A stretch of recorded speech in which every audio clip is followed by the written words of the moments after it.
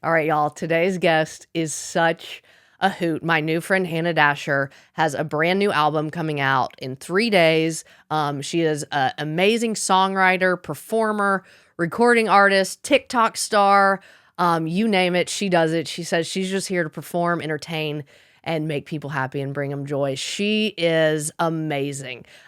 We laugh, we get a little teary, a little sentimental. She tells us all about her journey into songwriting, how she sort of entered into that at a really hard time as a young woman through her parents' divorced and then ended up moving to Nashville to grind for 10 years to get to this spot as a songwriter and a solo artist.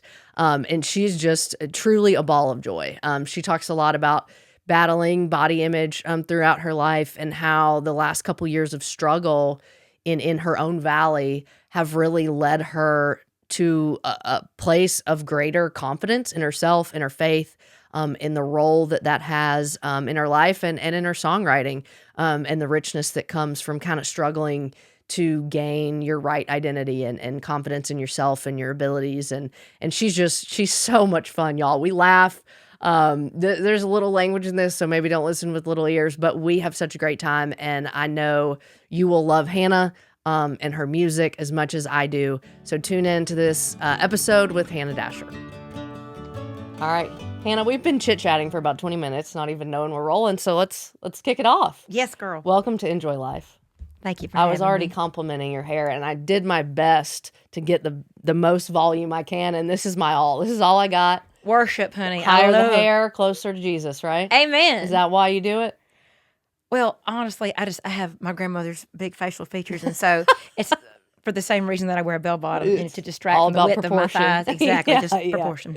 Well, how we like to start the show is by asking, at this point in your life, today we're recording September, this will come out October of 2023. You walked in this room. What's the walkout song playing behind you right now?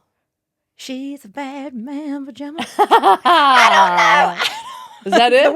What's the walkout song like? Yeah, like what's the when I leave the soundtrack to room? your life right now? Oh my gosh! Well, I listen to a lot of AC/DC, believe it or not, and I've been listening to a lot of Aretha Franklin gospel. Love it. Love it. So the Lord will make a way somehow. That would be That's your walkout by song? Aretha. Yes, I love that. That's a message we all need. I'm going to start playing that. it's good. It's on her Christmas record actually. I like asking, especially artists, that question because sometimes you get the least likely answer. Like you'd think you'd give, Wayland or Hank or something like that. And so to get Aretha, I love that. Well, when Or I end the show AC/DC. every night, as soon as like we do the encore or whatever we're doing, like the very last song, the last drum crash, all my rowdy friends are coming over tonight. Oh, plays. yeah. So it is a Hank Jr. song. You called it. Yeah, well, I mean, you're a traditional country girl, right? Woo! That's part of why I want to have you on here, and that's part of why I want to talk about your new album that's fixing to come out. But I gotta say, I mean, when you read your bio and listen to your interviews and listen to your songs, there's a lot of AJ in them, and I want to know what's your favorite? What's your favorite album? Maybe one of his old ballads that's buried. Those are my favorite. Wanted, Here in the Real World, Home. Yes. Home. So good. Well, like I said, like I hated to read as a child. Yeah. But Mother would find me like I would read my Alan Jackson cassette tapes and CD covers You like front read to the back. inside Yes. papers? I was that nerdy little Oh, kid who that's could so tell you funny. who Keith Stegall was or something. Yes, that's because wild. because I realized that he was from Georgia like me. Yeah. And he talked like I do. Yeah. And it's the same reason I loved Eric Church's writing so much. It was just so conversational and timeless. And he was my first concert. And so Dad? yeah. Look at that. And I watched Me it too. from my. Oh, imagine that! Well, I was in the nosebleeds though. Yeah. But I was in my papa's arms. I fell asleep. But it was just but chasing that neon rainbow was just like it was a fairy tale to me. I was like, okay, this is like a rags to riches story. Maybe my dream can come true too. And so I believed every word, and I try to write believably as well. Yeah, you do. You see a lot of those 60s, 70s, obviously is kind of your like aesthetic, right? But you get those 80s, 90s real just like pulled up by your bootstrap narratives in your songs. And I grew up listening to the same stuff you did. And so when I get to listen to your stuff and got to listen ahead to your album, I just want you to know that it shines through as somebody That means who, the world. who has That grown really up. touches my heart. I didn't know there wasn't country music until I was in middle school. That's all we ever heard. And then I went through a rebellious rap phase, which did not fit me Didn't in we any all? way, shape, or Girl. form. But, you always come back to home. So, Did you get in trouble with your mama for listening to rap songs? well, yes. I think she was more on the I'm going to screen the movies you go see train than Yes. the music stuff. But yeah, you definitely had to keep that for like the basketball, volleyball locker room. Like that's where you learn all your We used to make the burnt swear CDs, words. and we would Yeah, hide. So it mix- was like the mix first 2 CDs. to 3 songs on the CD would be like a praise and worship Yeah. kind of a thing, Yeah. and then all the rest would be the Yeah, once the Lil Jon, bomb went Jay-Z, out of the room. exactly, That's exactly. hilarious. But Mama caught on quickly, and Oh, that's so funny. restriction. People always ask that question, like if you could have 3 people at your table for dinner. Patsy Cline, Love it. because I had the cutest little smoking trays that go with my fine china. What is That a are smoking retro. tray? Just Well, back when people used to smoke Okay, inside, yeah, okay. and they're silver lined, Yeah, real yeah, silver. yeah. They're absolutely beautiful. Anyway, but I'd use those with her. Oh God, Patsy, Loretta. yeah. Not to be trite, but I just I don't know. I would love to gain some of their wisdom on life, and they really looked out for one another, and which I feel like this town's kind of lost a little bit of that as far as that open That arm team welcome. spirit. Yes, Yeah. where everybody's pulling for everybody genuinely. Yeah, yeah. But I truly want to see talent win, and who the third Love that. person would be. Gosh, that's so tough to say. Probably somebody really handsome. I don't know, like a young Your next Randy husband. Houser. Yes, like a young Matt McConaughey or a young Ooh. Brad Pitt, somebody like that. I don't know. I agree with all those choices. Yes.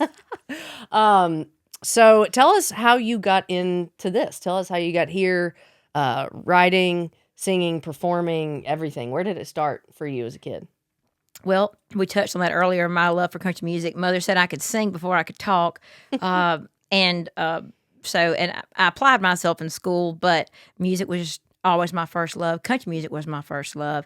And so I just knew that I really wanted to make music for a living. And when my parents divorced my freshman year of college, it just kind of erupted like a hurricane inside of me. And so in order to vent or cope with that, I began writing songs. Yeah. And my friends, I try to keep a circle of pretty honest Yeah. people around me that are, that tell it like it is. Yeah. Especially us Southerners, we don't sugarcoat Yeah, things, yeah. contrary to popular belief. But all that to say, but they were really honest with me, and they were just like, "Hey, this is really good. That one sucks. This one's really great. Yeah, yeah. Keep writing. I want to hear this song again." And so I started writing music, and moved to town, sold bass boats for tracker boats. Did you? And Mercury Outboard Motors. Opryland? Yes, girl. Oh, Yes, yeah. because my parents were like, "You're doing this on your own. Yeah. We're not going to help you in Nashville. This is all you." Yeah. And I resented them for a long time for that, but it really made a survivor out of Yeah. me. So I slept on a mattress on the floor. I didn't have a kitchen. I ate peanut butter and jelly sandwich and a bologna sandwich every day, and worked retail as well and at Bass Pro Shops. And I got fired for writing songs on the job. You did not. Imagine that. But one of the songs I was writing got picked up by Brad Paisley, and I wound up playing that song on my Opry debut set because it was just fun to it's a look good over, and there's full Bass circle Pro story. in that Yeah, same parking that's right. lot with That's the so Opry. funny. So, Wow, that's amazing. but yeah, I knew I had to do this. I could not. Yeah. So it was the writing first for you. Well, it was the singing first for me. Singing first. It and was the then- singing first. and My then first cassette was a Patsy Cline cassette tape. Mother had taken some lady's trip to Nashville, anyhow, and brought me back a Patsy Cline cassette tape. And so I put it in there with my Elvis and my Alan Jackson cassettes and started my little collection. And but I just loved her voice, and then obviously Reba. I mean, how can you not love 90s, 80s, 90s country Yeah. and things like that? Yeah, I've heard you say in an interview, I guess that opening lines are very important to you. Oh, very much so. I love that. That really struck me a lot, and I wonder two things. Do you start with an opening line, or do you start somewhere else and then come back and really perfect that? More often than not, I do start with an opening line, unless the hook just falls out of heaven, and Yeah. usually the melody falls with that, and it usually comes out of the left side of the sky. Is But that right? It really does, but you got to hold your guitar in just the right place and catch it. And catch it. Right.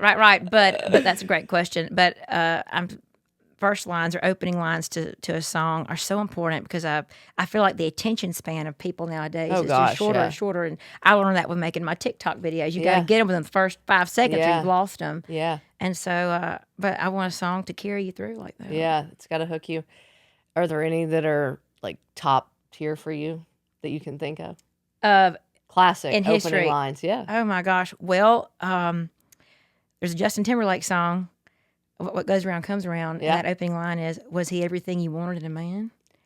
That's pretty badass. I've never noticed that, and I know that song. Was he everything you wanted in a man? I don't know. That one just sticks out to me. Yeah. I mean, I'm on the spot here, so I don't really. I know, I'm asking tough Well, ones. I mean, Eric Church has some great ones. Obviously, Jeremy Spillman, those songwriters, or Casey Beathard, those guys write just amazing songs. I'd have to think about it, but yeah, I don't know.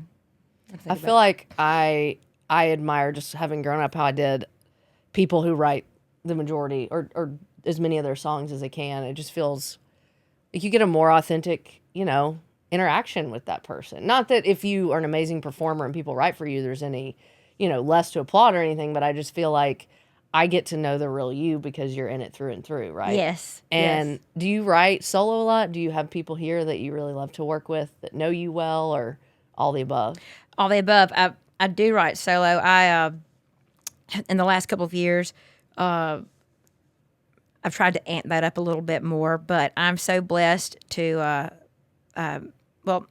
pause that. I try to develop an idea first before I bring it into a room with like a Jeff Hyde or like a Jeremy Spillman, guys like that. But I have kind of found my people, if you will. Jake Mitchell, another great collaborator of mine, and we just wrote one that I'm so proud of. But honestly, it really doesn't matter who's in the room. I feel like if a song's meant to be born that day, it's going to be born. Yeah. And, you have to work for it for sure. Yeah.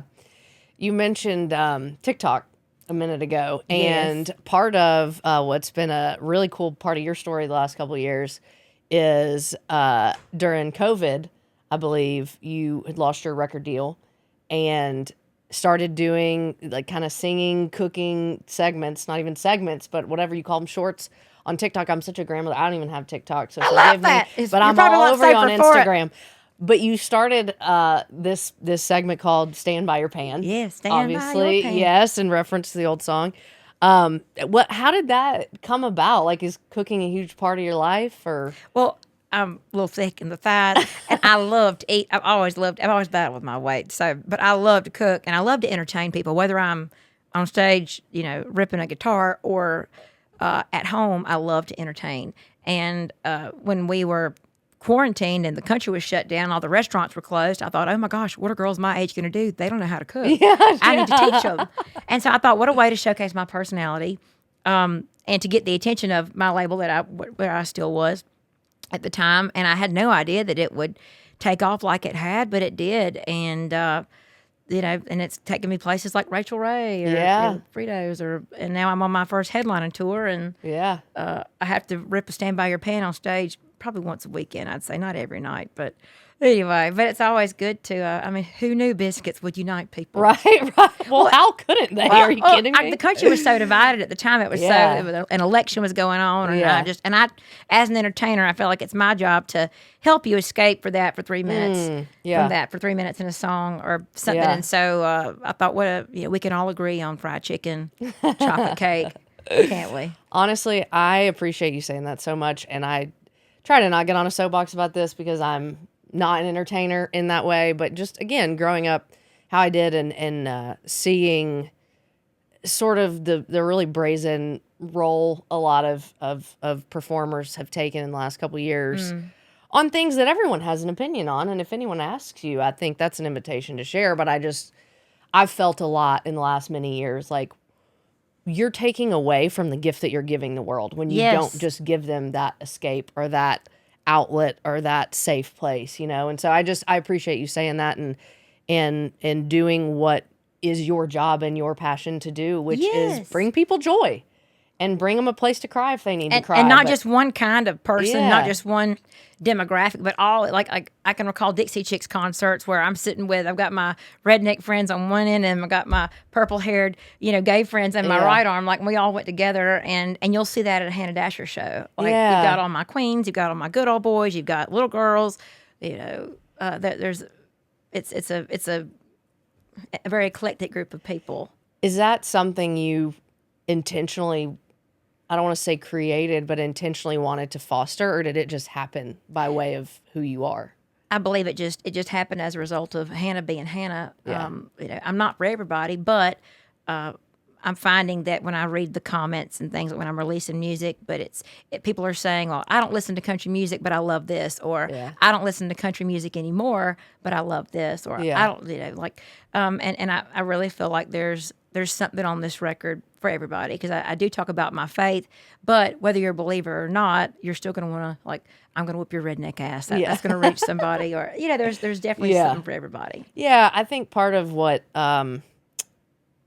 is unapproachable to people maybe who aren't believers sometimes is that they feel like the believer box is really tight and really small, and that there's these certain, rules, which of course there are, that we're called to try to do our best, to live our best. But I feel like you open that box in such a way that people are willing to hear, even if they don't know what they're hearing, and they're willing to love, even if it's not the type of person they would normally sit next to and sing next to. And so I see that in you, and I appreciate it. And it's so clear that, man, you're there for the people, and you're there for the party, and you're there for the music. And I think the world has just been lacking that. So I just wanted to say thank you. That means a lot to me. You say that. Well, I had a huge lesson that I had to learn in losing my record deal. It was like God was telling me, this is not all about you. And, because I thought that I was here for Hannah's purpose and to further Hannah's kingdom, but he showed me really quickly, and he showed me through my TikTok taking off, that I'm here for a much bigger purpose, and I'm literally just a tool in his toolbox that he is using to reach other people to further his kingdom. Yeah. And he can use a phone screen to do that. He can use a song to do that. He can use a recipe to do that. And so, the whole, I don't know what it is about my personality that allows me to get away with maybe saying a little more than I should, but I feel like he can use that. Yeah. To kind of blur the lines between Saturday night and Sunday morning, and maybe reach more people for him. Yeah. So, because I find people in my corner that are asking more questions about faith, or my faith, or what's the reason for my joy. And, I'm not trying to beat anybody down with the Bible, but the whole reason we're here is to lead people to him. That's, that's so much bigger than country music. That is so much, literally, that's bigger than Elvis. Yeah. When you think about it. And I love Elvis. It is bigger than Elvis. But he is the King of Kings. Yeah. Anyway, and so, he's starting to put more people in my path that aren't believers. And to me, that becomes the priority. Yeah. But I really do think there's a way that we can kind of unify and kind of love on people, and maybe not give Christians a bad name, because Christians give Christians a real bad name. Yeah, listen, I know that. My pastor all the time, he quotes Gandhi and says Gandhi loved Christ, but he didn't like the Christians.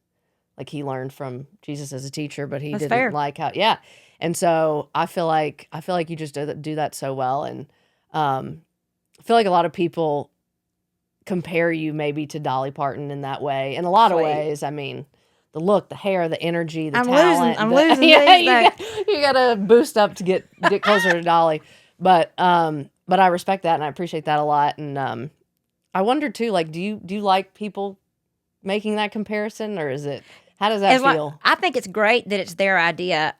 When I was a little girl, I saw a rerun of Best Little Whorehouse in Texas. And that wardrobe, and that was my introduction to Dolly Parton. Smoking the Bandit is my favorite movie of all time, and Burt Reynolds reminds me a lot of my daddy. And so I've always been obsessed with Smokey and with Burt Reynolds, and you'll see that theme carried out throughout my live show and my logo and things like that. But when I saw this voluptuous chunky like me cowgirl singing cowgirl who was Bert's girlfriend. Yeah. And I saw that wardrobe. I thought, man, one day I want to be able to dress like that. And so that 1981, that era of fashion is just my favorite. I think I wasn't even thought about yet, but I think that's probably why there are comparisons. But I do love that Dolly took Nashville to Hollywood, and that's a goal of mine. To do more TV things. Absolutely, I want to be in a Western. I want to make out with somebody really good looking on screen. Who doesn't, man? Find your cowboy. Right. Maybe Scott Eastwood. Hey, where you at?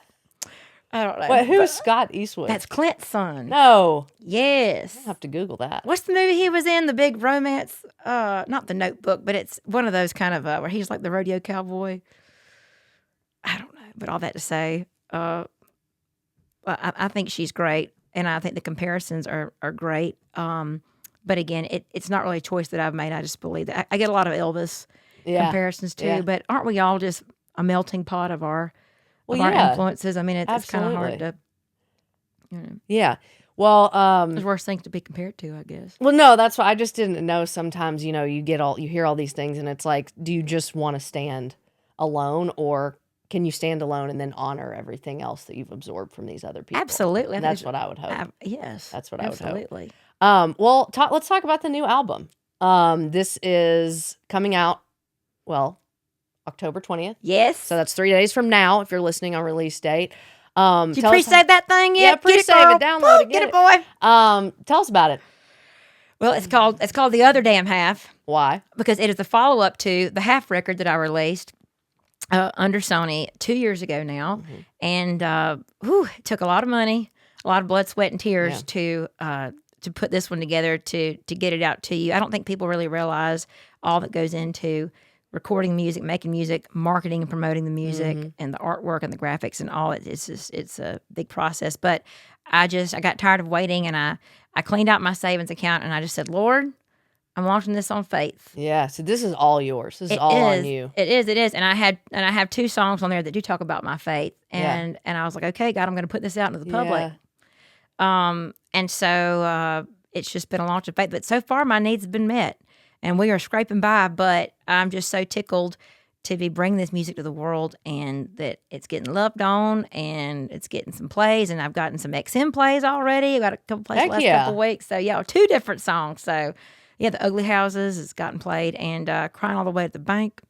That is a fabulous song. It is so play great. it for your friends who are going through a divorce. Oh, we will. That's what I just told you. Do they sign a prenup? I think I'm off the record on that. But I think we'll play a clip here so everybody can hear it, which would be fun. Let's do it. But a trust fund don't buy trust. I found him making out in his truck. You should have seen the face of the judge when he threw that gavel down. Now I'm crying all the way to the bank. But talk about Ugly Houses. It's so beautiful. I was listening to it on the way over here, and it feels like what I know about you already. Like it feels like everything that's underneath the hair, Lord, well, I'll let you see me with that someday.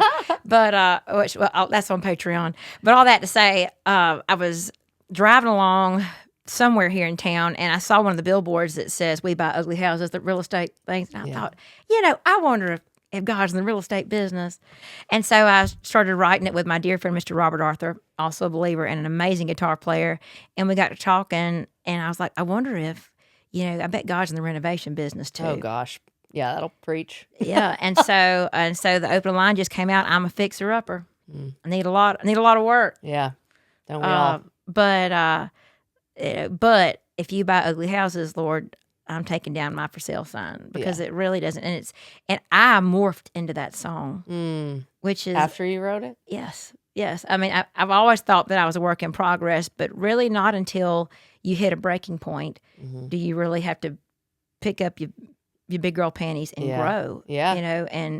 And you got to stay the course. I think your book talks about obedience and sticking to that long path of obedience, and that's what's tough. In a long direction. Obedience, abstinence, all that's tough. I mean, I try, but all that to say, but it is refreshing, because as I've been making these renovations, on the inside, I've made transformations on the outside too. I've been on a weight loss journey. I'm down like 2 to 3 pant sizes. Woo! There you go. Yes, thank you, Wilson, and thank you, Vitality Health. But my relationships have improved. My music has improved as a result. So isn't that amazing? That's amazing. What was I going to ask you? Oh, confidence was what I was going to ask you. It's perfect. So one thing that I've heard you say a time or two is that you live from Godfidence. yes. Tell us what that means to you. You just talked Godfidence. about your renovations. Thank you. Well, confidence is my word for confidence, because you can't be too cocky. Yeah.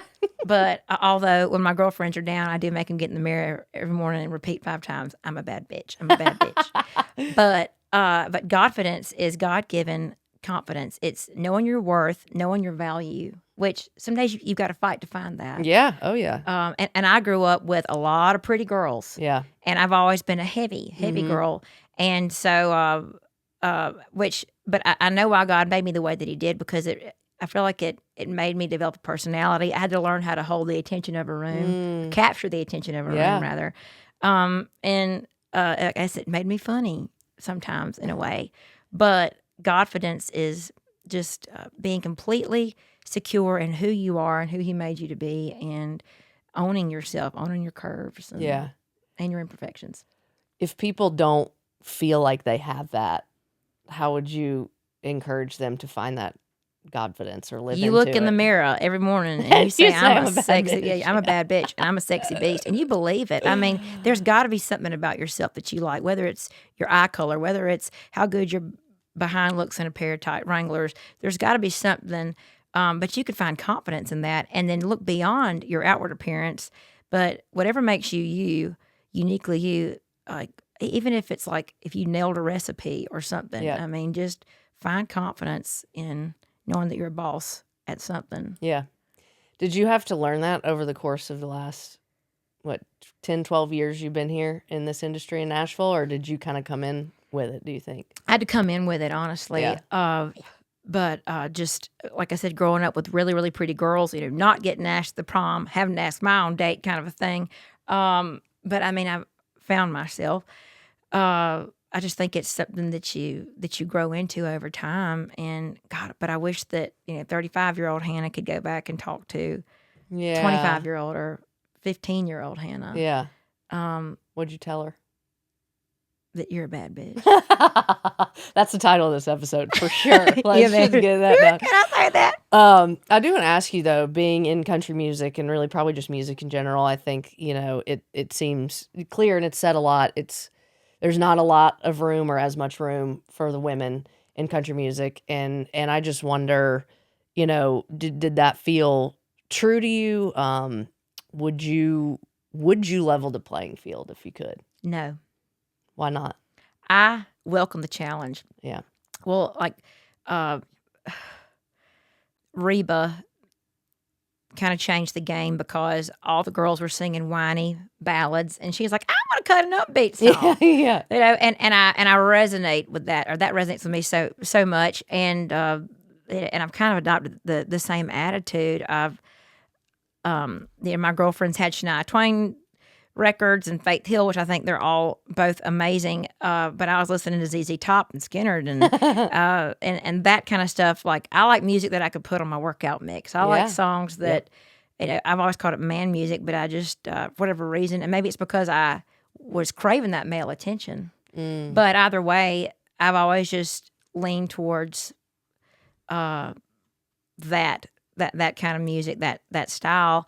And I really feel like that's probably what set me apart. That's why, Laney and Walker County and other artists, I write with other female artists. But they all want Hannah songs, but they don't want Hannah. Oh, somebody come on, give her a call. I was loading my gun, though. We're just loading the gun up for the gunfight, girl. Here we come. Is a label something you're wanting in the future? I've kind of lost that desire. Really? I really enjoy doing this independently and having my own say-so. Like, the label wasn't going to let me release I'm Gonna Whip Your Redneck Ass, but it's one of my most requested songs live. And while the money was nice, I really appreciated having that name behind me. And but at the same time, I've seen so many artists do it without, and I think my goal really is to like Cody Johnson. I like to say he went turkey hunting. Basically, he kind of built his own thing up, and then he called all the gobblers to the field, and then signed the largest record deal in music history. So I believe that will come. There's been some interest, but again, I'm still building an empire, and I want champions that are true champions of what I'm doing. So those of you who've reached out to me, and I know who you are. I see you, and you're the one I'm going to have on my team. Well, I think what is really inspiring about you is that I think you toe the line well of, like you said, you're telling your stories, you're doing your shows, you're writing your songs, and you're not getting constricted into the box that if you conform to, you might get the big record deal or get the, and that's always been, I think, the issue. All I know is being around country music. I'm sure it's the same everywhere. I'm sure it's the same in any industry, and just to have that endurance and confidence and security to say, I'm not gonna change the heart of what I'm making and who I am and how this is impacting people just for the sake of, whatever your number or your label equivalent is, and I know as women that can be hard because we want to fit, we want to progress, Absolutely. we want to achieve, and so I appreciate you kind of trailblazing, that means like a lot Loretta to me. and them did, like I love like you for mentioned. that. They're starting to call me an outlaw. I was like, I don't want to be an outlaw. So I just wrote that song. I'm afraid you might be Right. dancing in that direction. By But honey, but you know what? If the boot fits, by God, wear it. That's so funny. So thank you, Outlaw Radio, for starting to play some stuff for me. But Trailblazer, sure. If there's anybody that's inspired by what I do, then this is not in vain, and we're on the right path for sure. Yeah, But I think it's everything that I've heard from you is an invitation to be exactly who you are and not apologize and still grow, I always but grow. be exactly who you are. And I think want to grow that's here a little bit powerful. more, though. I've been eating all that chicken and broccoli, and I'm losing my You blessing. spent all your money on your record. You can't juice them back up. Well, my doctor drives an F-250. My plastic surgeon, so he's a good old. He likes country Okay, music good. too. Anyway, but I'm sure He'll we help could. you out. I'm sure we could fluff those back up. So the record comes out in 3 days, and you're still on the road? Yes, on the Tall Boy tour. It's my first little headlining tour. Awesome. So I've never had radio play or like terrestrial radio, and I've never been on a major tour. I mean, I've done like a handful of dates with Hank or a handful of dates with Reba and Skinner, but other than that, like I've always been dying for that opportunity to do like a big tour with an act, because that really would make way for me. But people are showing up. I'm playing small clubs, and I've sold out a few and a handful. And people are showing up, and so I'm just so tickled to be bringing the music to you. And so just spread the word and keep sharing it. And thank you for sharing your platform with me too. Oh man, of get course. it out there. It's been a joy to listen, to get to know you and all that. And I told you before, I mean it. You got a lifelong fan over here. I love So, that. That means I'm so much coming thrilled from for you. you. Well, don't you think people like? I feel like a lot of people tend to like what they're told to like with the whole top 40, or it's Yeah. like people are, I guess, as a I don't know, as a generation, I think we've become kind of lazy, and so we really don't go out and search for and seek. Yeah. But there really is great stuff out there. Oh my gosh, let me tell you, my husband would be amening you right now, because he's like, if you listen to one more dang daily mix on your Spotify, don't do that. It's an algorithm, you're targeted, like go out there and find new artists. So Who does he listen he'd be to? Who is saying he that. getting into? Honestly, everything. That was one of the things I really appreciated when we got together, is he'll be on Post Malone to Keith Whitley, Love to it. Justin Timberlake and everything in between. He can't sing or play, he just loves music, and he loves the stories behind it and all that. So we'll What are have you to get listening y'all to? together.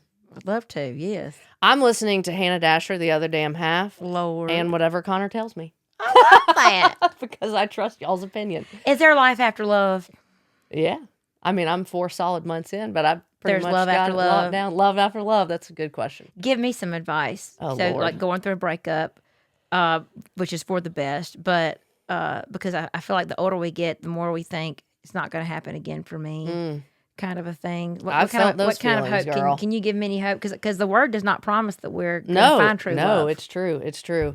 I think what I did was, what I learned the real hard way and all that, not even just hoping and praying for love again or marriage again, but just hoping and praying through the worst, is the balance of, God says there's life and death in the power of the tongue, and you don't have because you don't ask. And I think I was used to praying very, true, honest, kind of bold prayers like, Lord, heal my heart, and, Lord, restore my life. And those are real, and we should say that. But I had someone tell me one time, the power of praying in the details. And so I started praying in the details and saying, here's my list of the type of man that I know you would want for me, and claim those things every day. And even if it's not, I want your will and your way and your best. And I think for a long time, I didn't probably mean but your will, your way a whole lot. But it's one of those things where, I think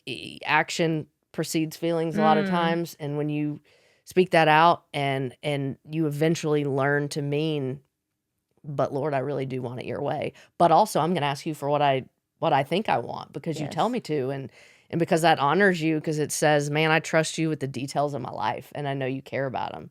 So I think I went on a rabbit trail. You asked for advice. That was No, but prayer that advice. means we're. But So is it wrong when I'm praying for a well-endowed man? Because that's specific. I said pray in the details. Should have bought a Hyundai. Yes, Lord. And what to believe. I know. Well, it'd be amazing. I mean, I'm sure, like, when you go live, I'm sure that, like, before you got engaged, like, you were getting hit on. I mean, I could imagine the long trail of men that were, like, trying to. Anyway, and on TikTok. We'll pretend that's what was happening. Oh, gosh. Well, I don't, Lord. Anyway, none that I would entertain. So I can't say there's a long line, but none that I'd entertain. But anyway, all that to say, that's so helpful. And you're right. He does care about the details. Yeah. Oh, for sure. And I think it definitely, it feels discouraging, like you said, the older we get, not just because we have some internal clock, but because the pool is quite literally just smaller, right? Because people get married and the pool gets smaller. And I have People no get room. divorced too. Not that I wish Well, that on that's anybody. true.